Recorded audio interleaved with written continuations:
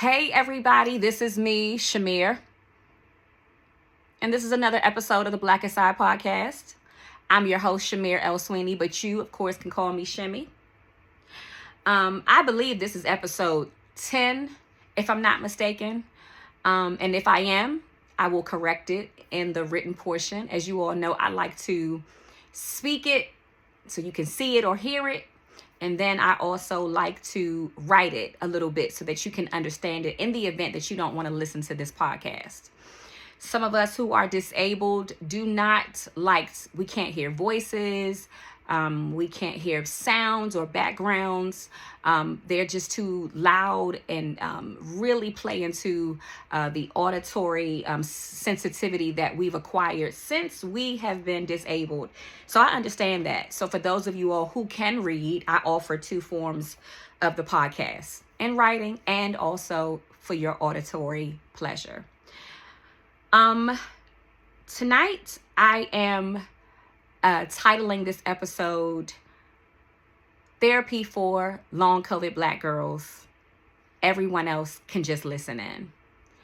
And the reason why I am titling it that, because for the past few days, almost a week now, I have been steeped in the deepest depression that I have faced in a very, very long time. And I wanted to create this podcast episode to talk to the Black girls with long COVID because, or the Black people. And if you don't consider yourself to be a girl, or you are non-binary or queer, however you identify, if you are Black, I'm speaking to you right now. I say girls because I call myself a girl. I have been steeped in depression. And one of the most, if only, sage pieces of advice that my mother ever gave me is, Shamir, that's how we say it in DC, everybody ain't gonna like you. She would tell me that when I was like 5 and 6. And it was interesting because at that time, she's the only person that I wanted to like me and to love me. And while I would call my mom a bit neglectful, it's interesting that she paid attention to the fact that even then, I wanted people to like me. What I realized as I have been steeped in nausea, fatigue, a loss of appetite, tears, trying to make sense with my husband and my best friend, is that I need more help than I thought I did. And so that's part of the reason why I'm talking to Black people, Black girls, Black whatevers tonight, Thursday, September 4th. I'm so depressed that I almost didn't know what day it was today. I had to look on my phone and say, what day is it? My depression is steeped in grief. I realized that I am not, and I don't know why I thought I would be. I am still heavily grieving over the loss of my Auntie D. I said when she was sick, really sick to the point where she wasn't awaking, and she was seeping into transitional and celestial waves of death, that without her, my world would feel smaller. I knew that. I said it. And yet, with the attention span of an ant, I thought that I was above it. I thought I was above or over grieving for her. And not only am I grieving for her, I'm grieving for family. It has become painfully clear to me that if one important person could die, if one important person like her could die, then others will die. Others who mean so much more to me. And I am caught in between desperation and sensibility and irrationality, knowing better, trying to do better. And so I also realized that I need a new therapist. My therapist and I believe, have gone as far as we can go. And also, I don't like people who are unprofessional. Over the last 5 years, I've had to learn how to become more professional. Being a teacher didn't teach me that. Having long COVID, having a business, disappointing myself and disappointing other people taught me how to be more professional. And I know enough to know that this woman in her own life, she doesn't have the capacity to show up for me as she once did. And also, I'm realizing that I may need even more help than what a therapist can offer, and what a psychiatrist can offer. I may need other forms of help. I take medication. I'm not ashamed to say that to you all. But I am also researching all kinds of ways to get therapy. So as a Black woman who considers herself to be strong, but yet vulnerable and sensitive enough to tell the truth, I want to let you know that everybody isn't going to like you, even if they are in your family. And I want you to know that that probably will always bother you in one way or another, especially if you're a people pleaser. But I also want you to know that if you live with long COVID, you more than likely will experience some type of emotional, mental, or psychological impact that may cause you also to recognize that you need a therapist, you need a psychiatrist, you need a psychologist, you need a family therapist, you need maybe a stay at a retreat,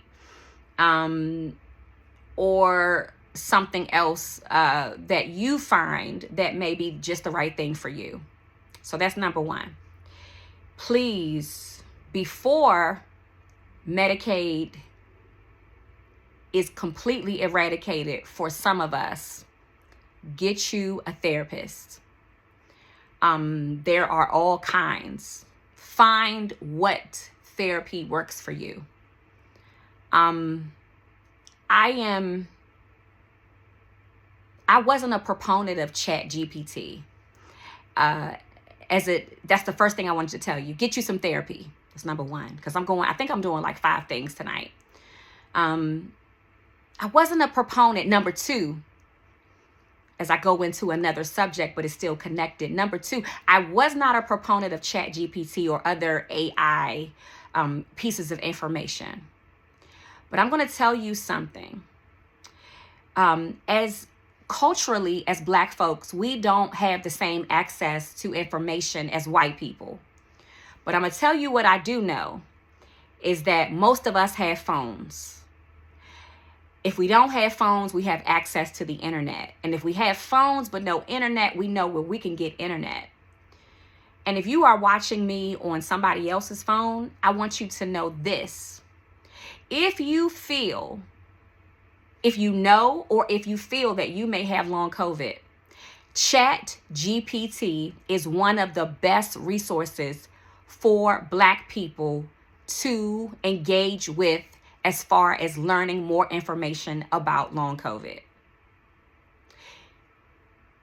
As an English teacher, I abhor AI because to me, it zaps our children and our adults, in some ways, it zaps our ability to reason and rationale and read and comprehend critically for ourselves. That's the downside. But if you also are unlike me, see, after 5 years, I've learned how to understand medical and scientific papers written by researchers, scientists, patient experts, and the like. But I know some of us don't have the time.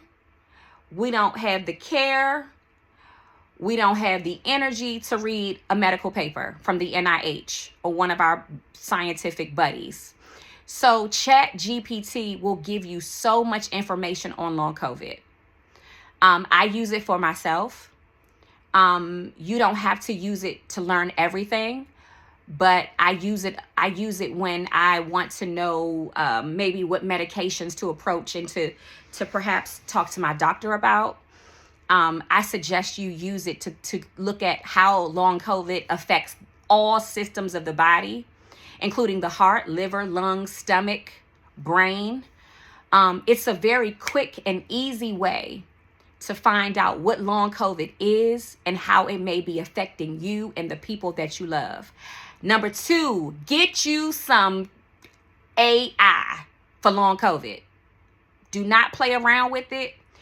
Try not to doubt it.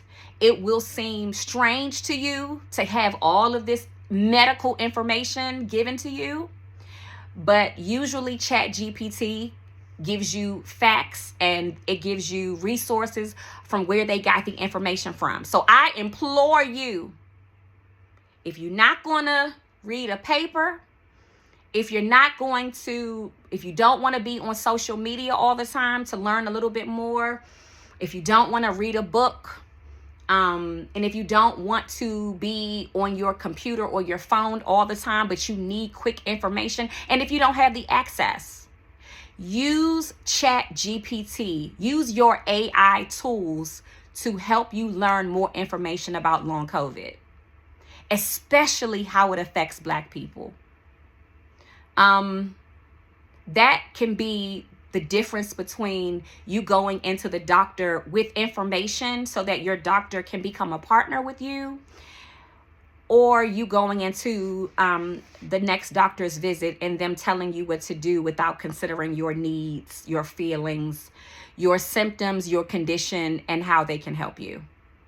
Because as healthcare changes, as private insurance companies like Aetna, Blue Cross, Blue Shield, United Healthcare, as they change their premium costs to increase, as they change what they cover and what they don't, you have got to know what long COVID is doing to your body. You don't have to know everything, but you at least want to be on the pathway to knowing something. So that's number 1, get you some therapy. Number 2, get you some AI. All right. Number 3, now this company ain't paying me, but if you are like me and you love makeup, these NYX Pro Fix sticks, they are amazing. The reason why I love them as far as being a long COVID disabled girly is because when I am appearing on camera, whether it's for TV, whether it's for today, I had a conference meeting. I've been asked to be interviewed by somebody coming up. And even when I'm appearing in front of you, this is our date night. These are the most impressive little $10 that you'll spend. They were $9 when they first came out, and they've only been out for a few months. And then I went to Ulta and found out that they were $10. Inflation, anyone? So they come in all shades, from the lightest to the darkest. And I'm gonna prove it to you because I have one of the darkest formulas here, because I love me a cut cheek, as you can see.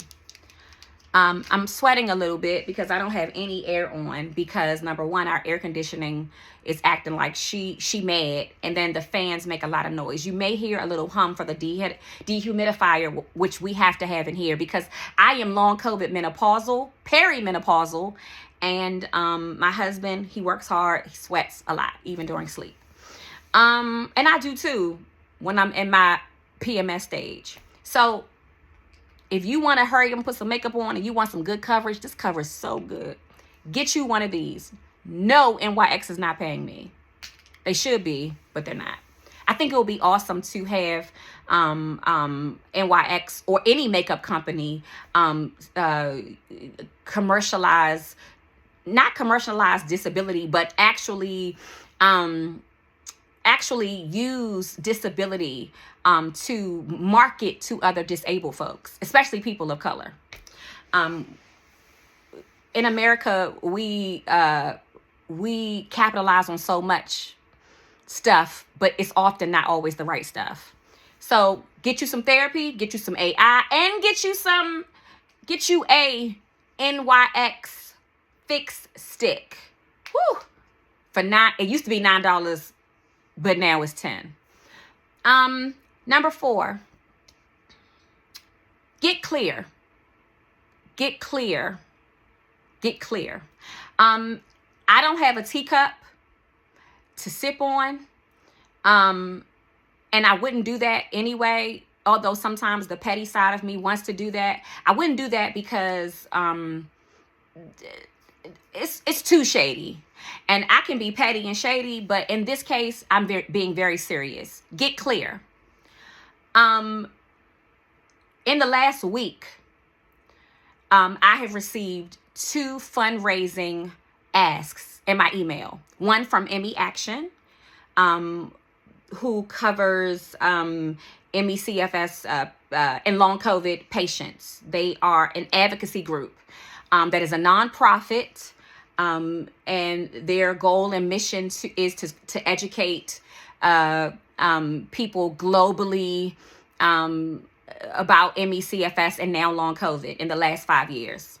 Some of their community members of color have been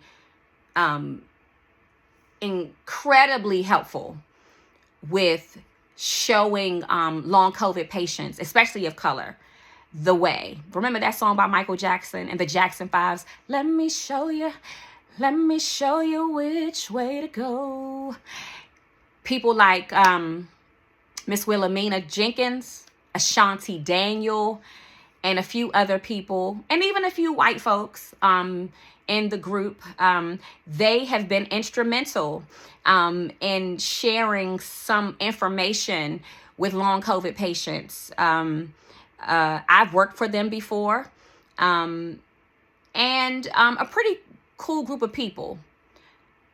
I've also worked for Patient-Led Research Collaborative, PLRC, which was born out of the sorely missed body politic era. It was a group of women and or non-binary folks who started a research nonprofit that focused on research and information from a patient perspective. I've worked with them as well. I will say that at one time, both of those organizations were very generous to me. And as I predicted, though, that's why I wouldn't bring a teacup to this, because this is very serious. Both of those groups have now, in the last week, sent me emails asking for money. I'm not surprised that either group is asking for money now, because as we have learned today, or we've seen again, that Nepo baby Robert F. Kennedy Jr. Sat before senators today, and he lied about pretty much everything. What he didn't say he would do, and all of these different things about vaccines, about antidepressants, about what he planned to do with food coloring dyes and all of these things he hasn't done. He's fired the heads of the CDC. He got rid of Dr. Ian Simon, who was going to be over the long COVID advisory board and all of the long COVID stuff that had been approved for this year, but then it was scrapped once the administration changed. He said today that he did not know, Kennedy said that he did not know how many people died from COVID, which also lets me know that even though he promised some folks in the long COVID community that he would save funding, he lied about that too, which means that the money has dried up. The federal funding that was once funding a lot of programs and research opportunities for people like me and others, it's dried up. And you can tell it's dried up because these two groups, who are mostly respected, they're asking for money. They are going into their email marketing strategies and they are asking you and I for money. And here's what I want you to know. Be clear. Let's be clear. While I respect both of those organizations, I do learn so much from them on how to be professional, timely, how to write to attract attention, to get grants. I've learned a lot from them. I want you to be clear as Black people that you have the right to ask these two organizations and others how they are planning on attracting and engaging with Black people. If you're anything like me, when you see a donation campaign from people that you generally have respect for, you immediately think, oh, let me open up my debit card wallet and let me give to them. I will not be giving to them because I do not see where either of them have actively engaged with Black people to have funding campaigns, to give openly to people who need it, to even recognize in a respectful way Black people who have gone above and beyond for them in their organizations. The truth is, if it had not been for some Black people in these organizations who were representatives or members or whatever of these organizations would not have appealed to other Black people. And sadly, what I noticed is that without the funding and without the DEI standards, without the civil rights standards that we all are due and that we all should be representing, each and every one of us, no matter the color, our race, ethnicity, gender, identity, groups like these do not represent the Black or African diaspora. They don't. And so until I see something different, I will not be giving them my money. Now, let's be totally real. Both organizations donated towards my documentary film last year. Telling the truth. I'm just all truthful. And I am using part of that money to create what I wish white people knew about my life as a Black disabled activist. Just being honest. But even though I've had to come to those groups and apologize to them for some of the things I shaded them for last year and the year before when I would get angry.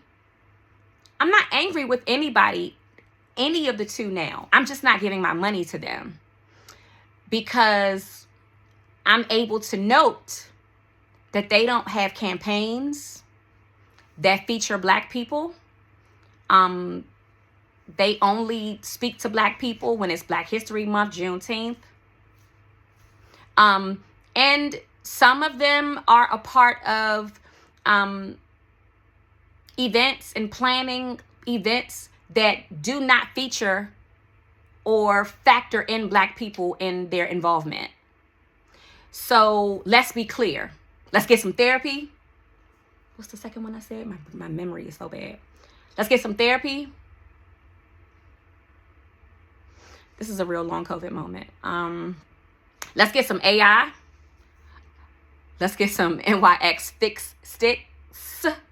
You should get more than one if you can. And let's be clear. Right now, the money is leaving. There is no question of where the money resides because there isn't any. Federal money has dried up. People's ability to donate in large waves like they used to when COVID was, when everybody was getting a check for COVID, from the youngest to the oldest, it's not happening anymore. And we probably will never see that happen again. Never. The same country that can partner with people who can watch children in different continents, on different continents, starve to death, cut off U.S. aid and other things, and also threaten to cut off school breakfast and lunch for public schools in this country and other countries, is also the same country that cut off long COVID funding that would go to those kinds of groups who are mostly white, who do not factor in Black people in their mission, no matter what their mission statement says, they don't. And I haven't seen much change since the public health emergency was ended in 2023, and since the money dried up. Watch what people do when the money is no longer there. And watch how people move when there's an opportunity to grab money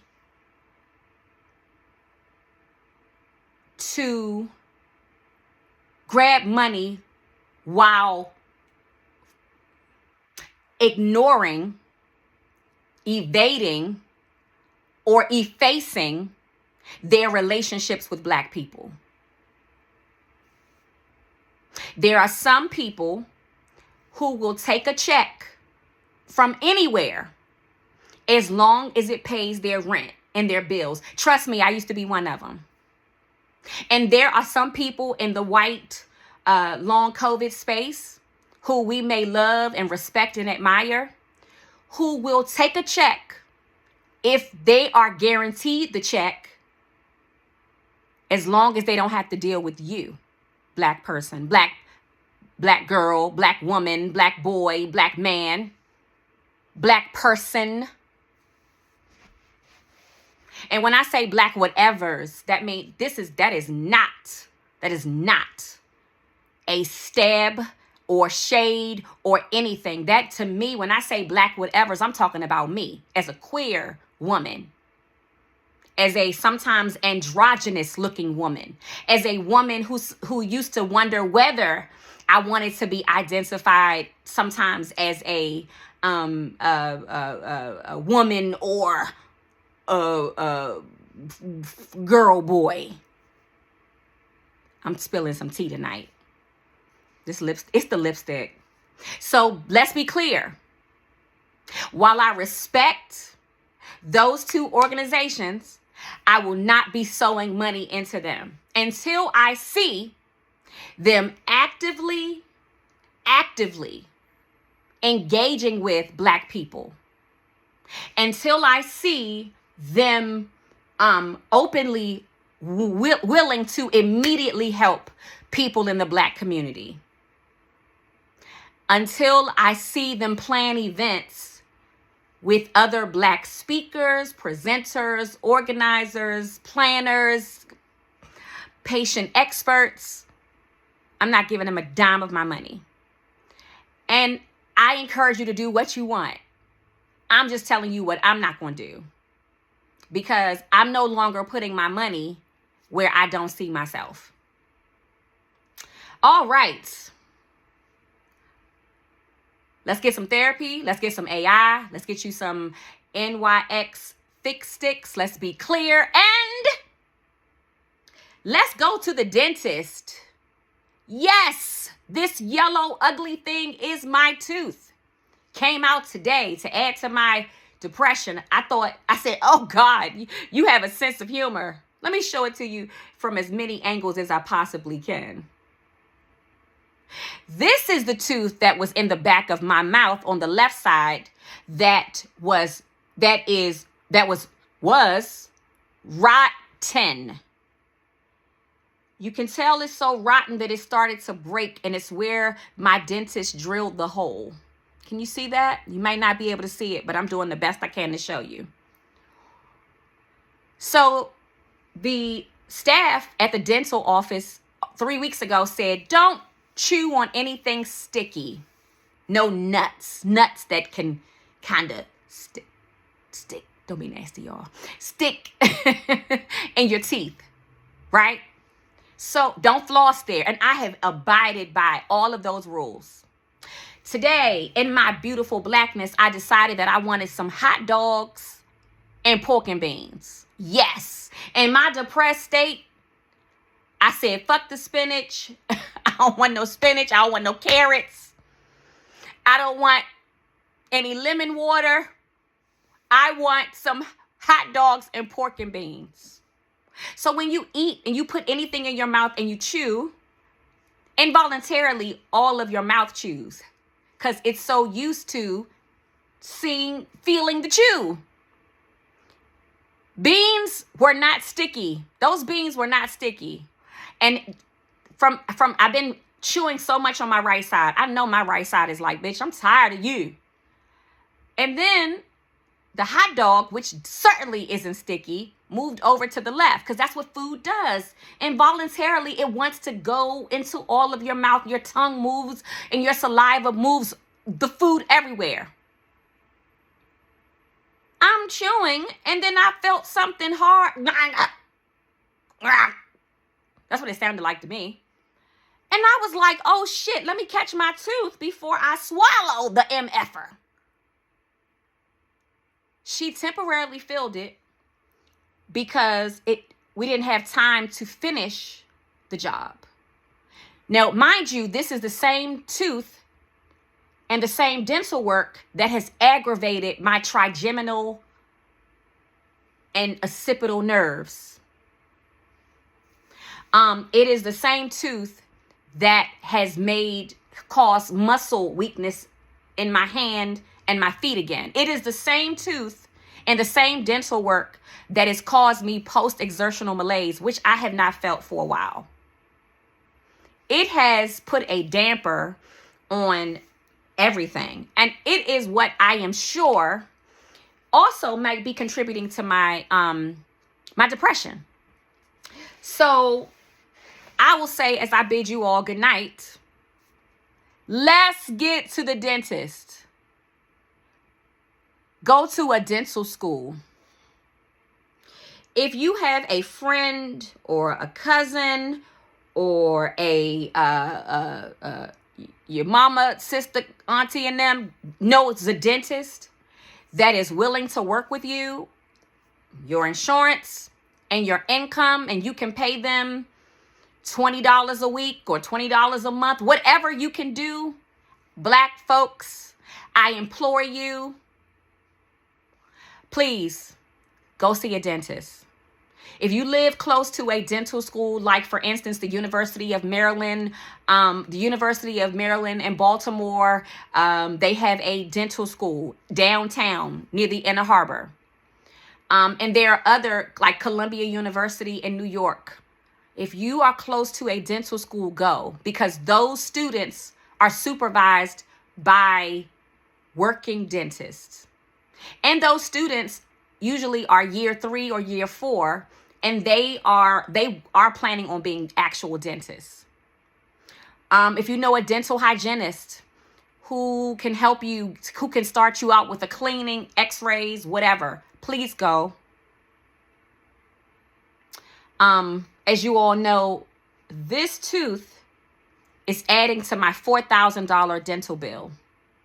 I'm praying that she doesn't charge me for the crown that she was going to put in there anyway, because I can feel this hole in my mouth that shoots pain up to my brain every time I open my mouth or stick my tongue right there. And my tongue ain't sticky. So anyway, I'm going to change the title. Therapy for Black people with long COVID. The rest of y'all can just listen. Or something like that. It'll be whatever I want it to be. But this is for you, Black people. And this is for you, white folks, if you're listening too. Have a wonderful Thursday night. Or if it's Wednesday for you, Wednesday. Or if it's Friday for you, happy Friday. I will see you the next time on the Blackest Side podcast, where I will always be your host, but I may not always be the only guest. I'm Shamir L. Sweeney, but you, of course, can call me Shimmy. Catch y'all later. Bye. And I love y'all. Make sure you help somebody in your community. And please, with all 5 of these, help yourself. Bye.